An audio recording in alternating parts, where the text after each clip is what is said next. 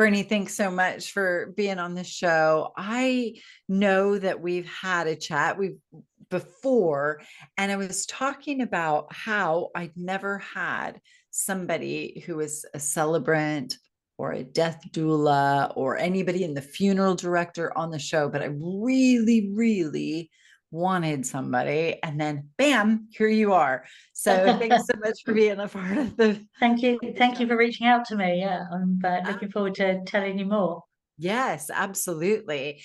I think that's probably a great place to start is now you're a celebrant, and for anybody who is in a different country, might Mhm. not know exactly what that is. So do you want to just tell us a little bit about that? Yeah, I think you'll find that there are a lot of people in this country don't even know what that is, and you forget when you're in the industry that people don't necessarily know what that means.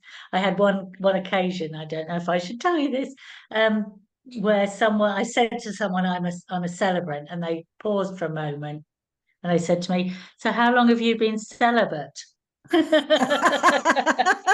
going, Yeah, wrong. No, no, that's not no, no. right. So we're not going to discuss that one. But a celebrant is basically a person who helps you celebrate or commemorate. And I personally am an independent celebrant, which means that I am not aligned to um, anyone else, any religion or non-religion. Where so if you have a humanist celebrant, for example, they will officiate and write services without involving any religious or spiritual content at all. Whereas an independent can be really flexible, so we can include some religious content, some spiritual content. We can mix and match. So if you've got families where they have different beliefs, we can include something from all of that to help everybody, and or none at all. And we can create our own rituals and practices for the families that we're helping to support. So, Mm. and then within that, you have different sort of types of celebrant as well. So, most celebrants are much more flexible than perhaps someone from a church or a faith group is, in that we will spend a lot, unless you're already part of that faith group and you already know that minister or vicar, and have that rapport.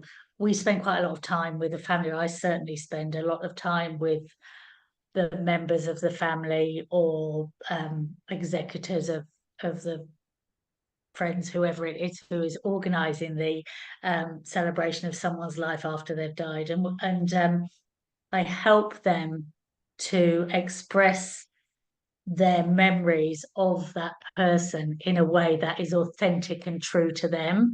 So I kind of like, I'm a bit of Mm. a myth buster and a storyteller all in one. Yes, because that's what we were talking about when we had our kind of pre-chat was Mm. you may not know, probably don't know the person who's passed away, but you're now organizing and helping the family organize celebration of life when you Mhm. don't even know who they are. So I find it really fascinating because you're then sitting with the family, getting to know Mhm. not only the family but the Mhm. person who's passed. Is Yeah, that right? yeah. I mean, the way I approach it, and I can't speak for anyone else because we're all unique, is that I may be contacted as a result of a funeral director saying, I think this celebrant is a match for you. But I may equally be contacted directly by a family saying, I've seen your stuff and I think that you're a match for me. But either way, I always say, well, just have a quick chat and make sure that we connect, because I'm going to be telling your stories and Yes. I want you to feel really comfortable with me. I want you to be relaxed. I want you to get out the photo albums. I want you to tell me all the naughty things as well as all the good things. We can decide what we're including, but it would be really good if you feel comfortable to just be yourself about the person that we're remembering, because grief is complicated and sometimes people are not we're not talking loved one, we're talking someone where the relationship was much more complicated, but they still want to honor and be respectful in death, you know. And Yes, so that you, is such a good point. That's complex, isn't it? Because yeah, it's like you can't be like they were the most amazing human on earth when there yeah, was a really complicated yeah, relationship. yeah. And, I think when we were talking in our pre-chat, I remember saying to you that, when my parents died, when my son-in-law died, and my niece, like you want to talk about them, Mhm. you want to share story. Like I remember wanting to share stories about my parents, and I still do. Mm. It makes me Yeah. laugh, all the funny things. And I was like, oh yeah, I remember when, and they used to call my mom and dad Honey and Poppy, my grandkids, the Oh, grand. nice. Yeah, and they'd be like, I remember when Poppy used to do this or Honey used to do this, and it's like that.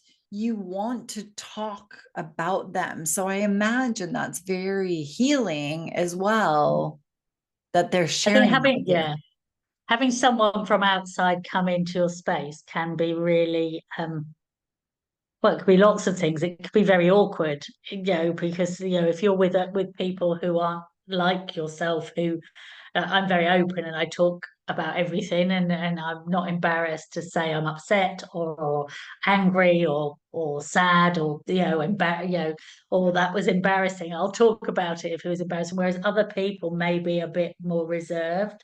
I mean, I Mm, usually go in to a family. I try and meet them face to face if I can, but sometimes we do it like we're doing now over a video chat, which has become the modern way since COVID. But I usually say, obviously, I'm sorry to hear about the loss. I didn't know them, but how about starting by sharing a photo with me so I can see who we're talking about?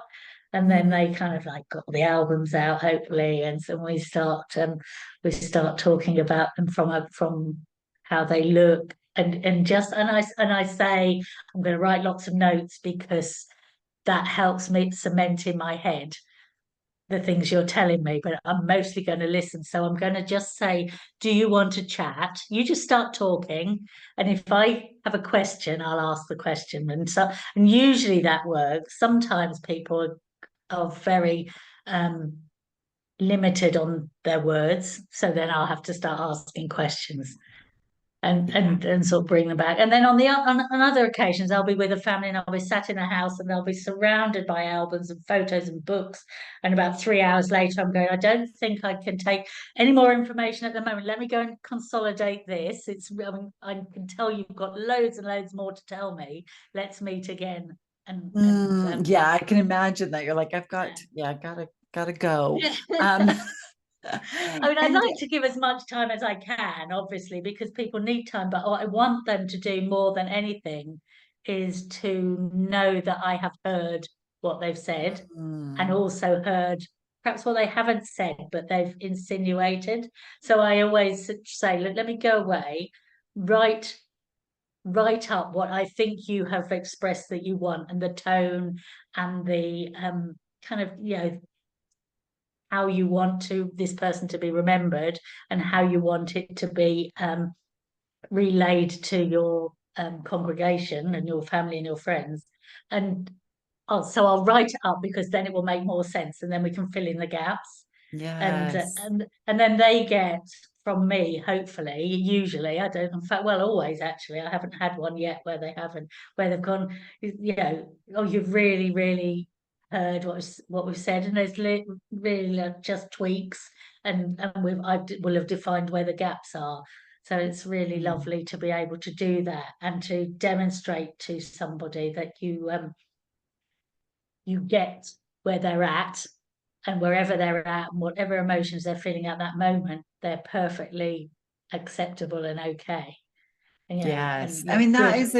that's a gift that you give people, especially in times of grief and loss. Mm, Um, that is a real gift because they want to honor their loved one. And so when you can capture the essence of who that person is, mm, that is a gift. That is a real gift to the family, the friends, and no doubt to you, feeling like you really have captured what they were saying. I think in grief, one of the things that I think is so important is to feel seen and heard and loved, like that.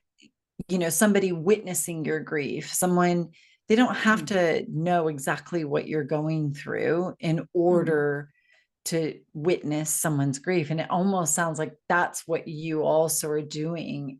Yeah, it is. You kind of you're there with acceptance for however they are at that moment. That's Yep. fine, and you are there to go with that flow and to support them where exactly where they are.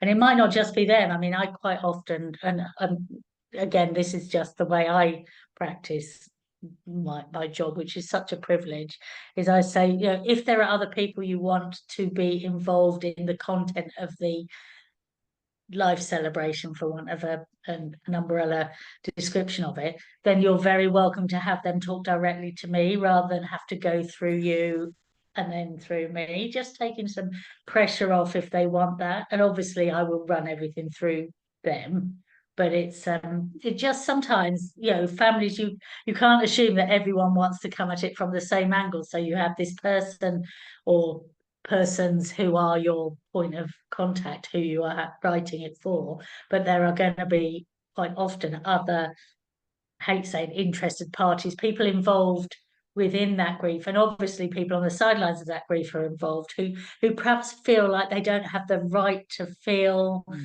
um, the grief because they weren't that involved. But sometimes people have I mean, and I say to them, look, it's just, if you are very upset by this loss, even if you weren't that close to them, that just demonstrates the impact that person had on your life. The ripples of their life have reached you and touched you in some way. And I'm sure the family will be pleased to know that. It's such a good, yeah, it's Yeah. such a good point. And I Mm. think it is an interesting thing. I know I felt it in some of the losses that I've had. That, when it's my parents, it's my Mm. parents, Yeah. like it's my mom and dad, Yeah. it's my DNA. If it's somebody who's lost a child, Mm. but they're close friends of mine, Yeah. who am I to feel like is it okay? Is this okay for me to feel this way? Or Mm. I can't grieve like they do. I mean, that's just ridiculous. And Yeah. of course, you don't speak to them as like, oh my gosh, my loss is massive, but you Yeah. still are on the outskirts, so to speak. You're Yeah. Well, supporting the your loved shock, the one. loss, the grief, the way it changes the dynamic of everything. You're Yeah. grieving all sorts of things in that situation. Yes. And Yes. I think that, the worst thing that happens is that the people who are on the peripheries, the friends, the acquaintances who avoid because they feel uncomfortable. And that discomfort, sometimes we just have to sit with our discomfort, Yeah. and we can say, I don't know. I Yeah. don't know what to say. There's nothing I can say. I've said it to so many people. The situation is shitty. Yep. There's nothing that I'm going to say that's going to make it less shitty, but Exactly. I am here and I'm going to sit here anyway. And I'm Yeah, not we're gonna just expecting, sit in this shit together, shall we say yeah, that? I mean, yes, and that, when I've spoken or talked about some of the do's and don'ts and things that can be, that's exactly it. The thing you mm, don't want to do is to avoid, is to yeah. not ask, not go, not be, depending on the relationship, but still avoiding Yeah. is so hurtful.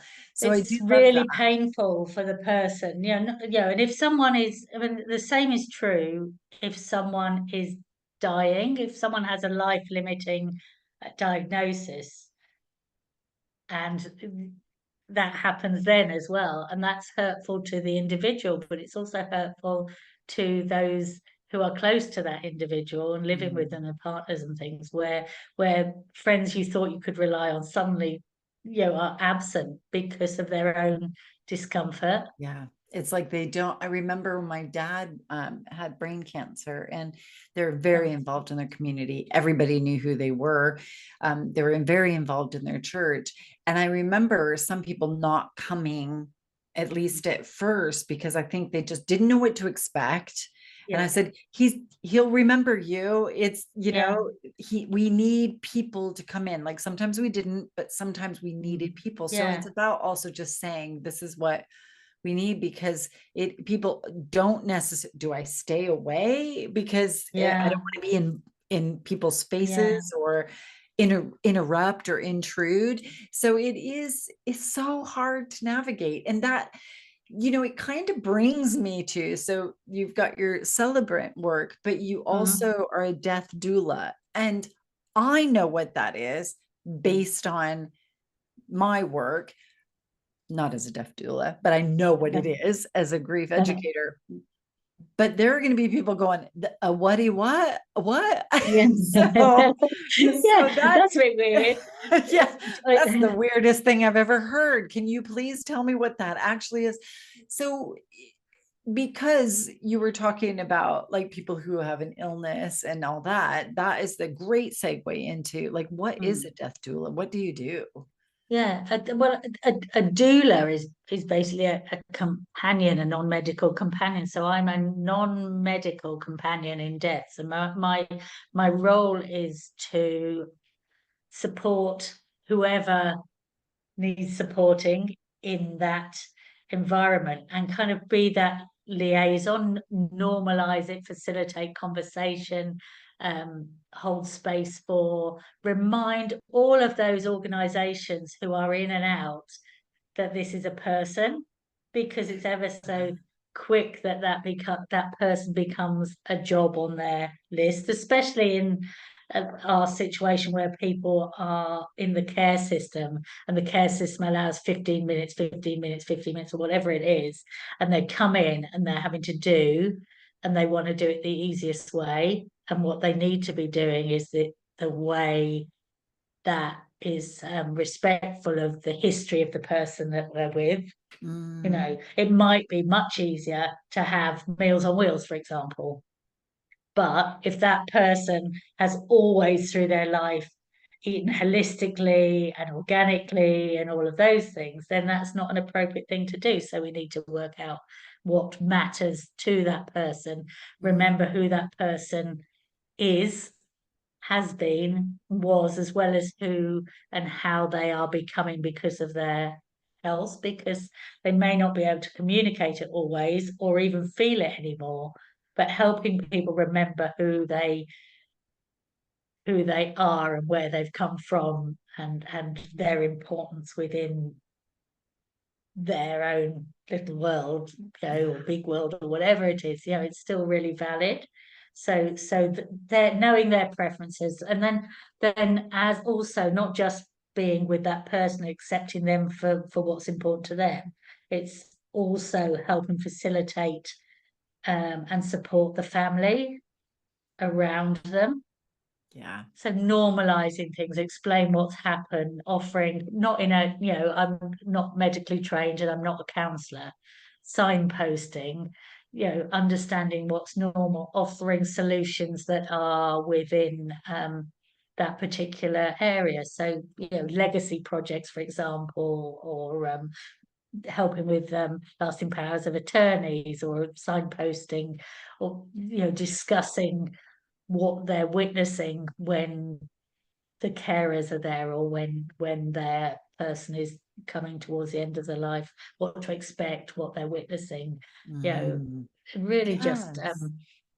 holding that space and holding hands and trying to ensure that everyone is more in touch with it. We've just lost so much touch with death and dying in the modern world. We used to be so close to it. I mean, it's not, death is part of life. It's not the opposite to life. It's part of life.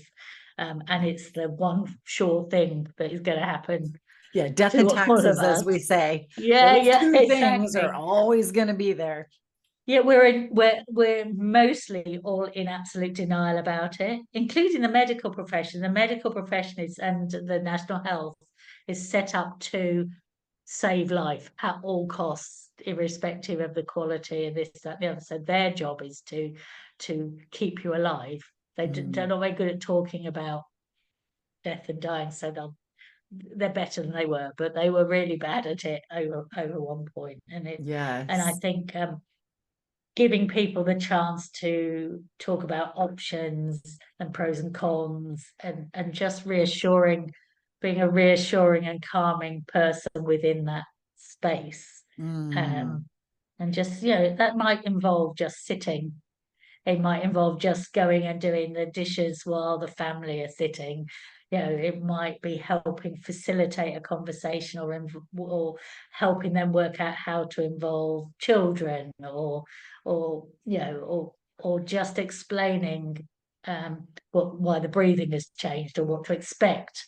And any of those things. It can be such a multitude of things, but mostly it's a listening and Mm. hearing and reassuring. I mean, that is such an important, it's such an important job. I keep talking about, I really rarely ever talk about my own experiences, except for in like an episode where it's just me talking. But for example, when my dad was sick, the nurse that came in was just like, well, this is what blah blah blah, like it, and Mm, we had not, I mean, I'd never lost, I mean, I lost a grandma, but I'd mm, never, this is my dad, and yeah, I was very close to him, and I was like, wait, what are you talking about all these things as if it was yeah, just matter of fact. I know she does it every day, so I didn't really yeah. take to her. I did Well, not that's the take to her at problem, all. isn't it?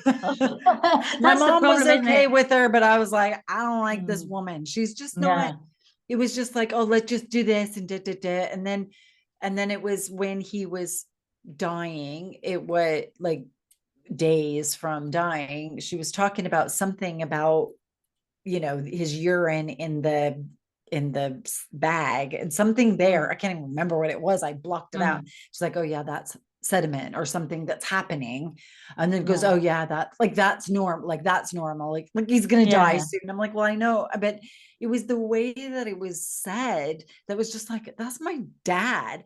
So yeah, the fact that you say that you're there to be that support and to be yeah, like, here's what's happening, but also comfort, and to yeah, recognize, do you know what? These are human beings. yeah.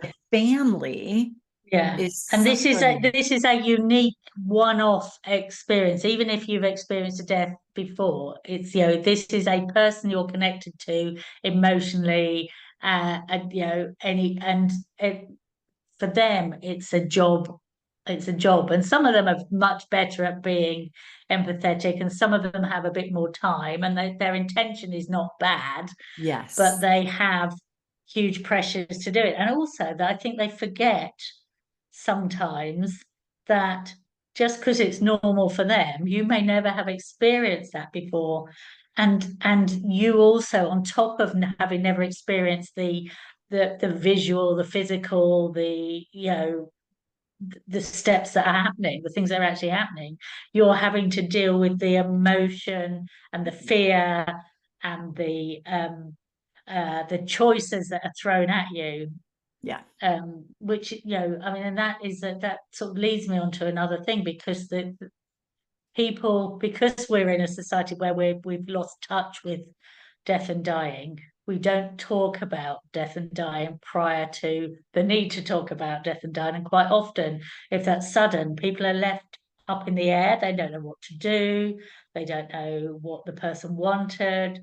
They find out that the person has um, arranged something, say, for example, a direct cremation, and they didn't know, so they suddenly find out that they can't go. So I do a lot of pre-planning, and in trying to encourage conversation and facilitating family conversation, so you can talk about what it is you want as a person who is, as any of us, including myself, when I die, or if I become incapacitated, I want people to remember these things are important to me, and making sure that Mm. people are aware of that. I would ideally want this to happen.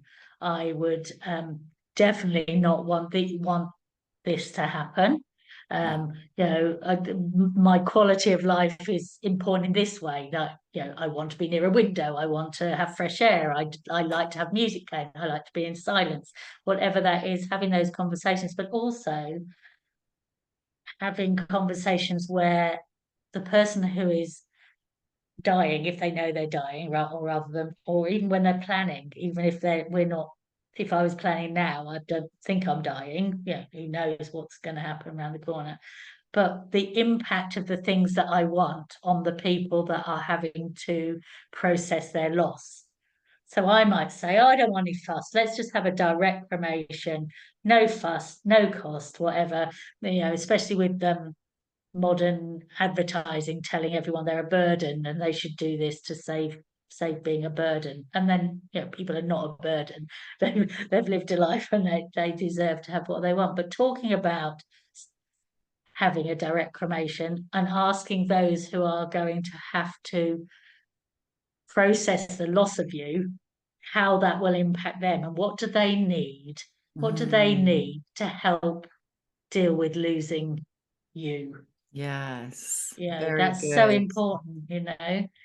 So if someone does Yes. decide to have a direct cremation, even if it's just so that it's so the family know that you've what you've booked, you've found out what they need. Maybe they'll need a memorial afterwards, but giving them permission to do that for themselves. But otherwise, they feel guilty. I've had that so many times where they wanted a cremation, so we never got to properly say goodbye. And Yes. I say, well, you could always have a memorial, and and it would be really nice if you've had that conversation with someone, so that you don't then have this next layer of guilt and worry that you're defying their wishes by celebrating their life. Such But a yeah, good point. mm, Yeah, I mean that is a very good point, that finding out what they want, but then also if it's you, what the impact mm, of what does your family and loved ones need and yeah, want as well.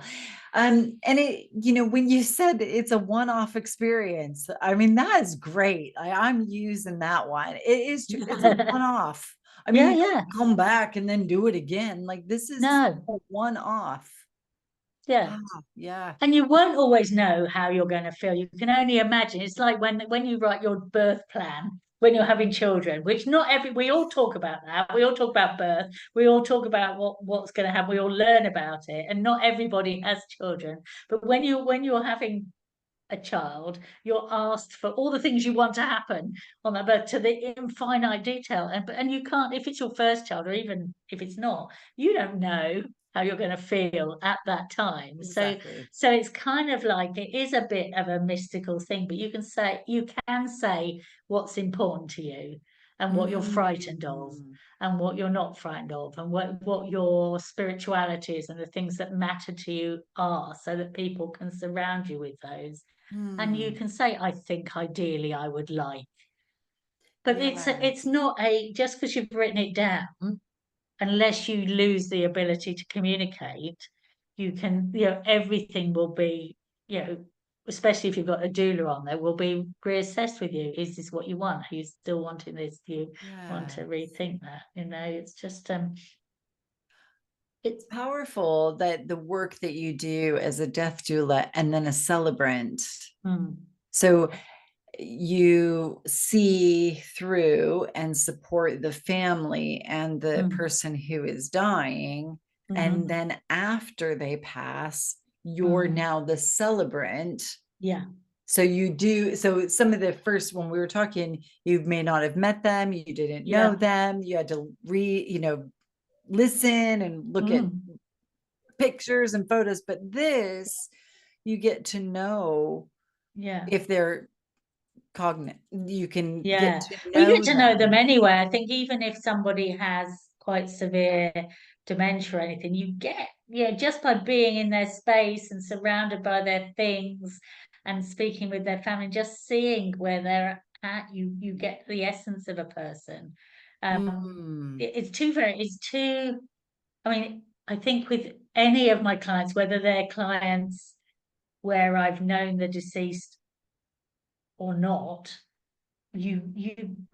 I've used this phrase already because it's so important to me. I mean, the ripples of their life Mm. impact mine always, whether I've been their doula and met them in person, or whether I have just learnt about them and discovered them and realized that what I've missed out on by not knowing them, afterwards. They're something from their story will be added to my consciousness Mm. and my heart as well. And And it's the such a thing is, privilege to people, carry that. what a privilege for you, but a privilege for the people on the other side. Like, Mm, people need to be able to find you, because like this is a really it not only is it inevitable, but to mm, have someone like you who goes, do you know what, that person has touched a part of my life, mm, whether you mm. knew them or not. Yeah. And the caring and the empathy and the compassion and all of those things Mm, to make death and dying more beautiful. And yeah. it's like that is what you're doing. And so Hmm. can you, and we'll wrap up with like where can, I mean, we'll put it in the show notes, but like Yeah. Okay.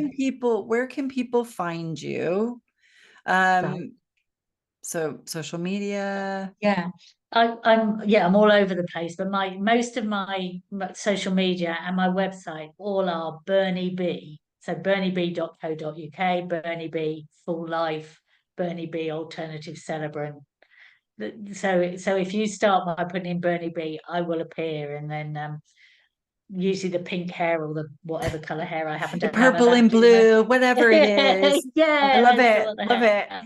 And Oh, that in itself yeah, is celebratory. So yeah. okay, so we'll put all of your details in the show notes. People can find you that way. People have questions, they can come to you, they can find you at Mm, yeah. bernib.co.uk/whatever. Yeah. I mean, I Everywhere. welcome conversation from anybody. So if anyone does have a question, they're very welcome to contact me. I can arrange to have like a 20-minute chat with them. Oh, There's no cost to that. I just want to try and facilitate a situation where people are less afraid and less reticent about opening up to these subjects, because we're all going to be there, ourselves, but we're also going to experience it with people we care about. absolutely. It is an important conversation. So, Mm, thank you for spending time with us and educating us on what a death doula is and what a celebrant is and the mm. powerful work that you do. So, thank you so much for being part of the show. Thank you, Lisa, for having me. I've really enjoyed having the opportunity to talk about it. Absolutely.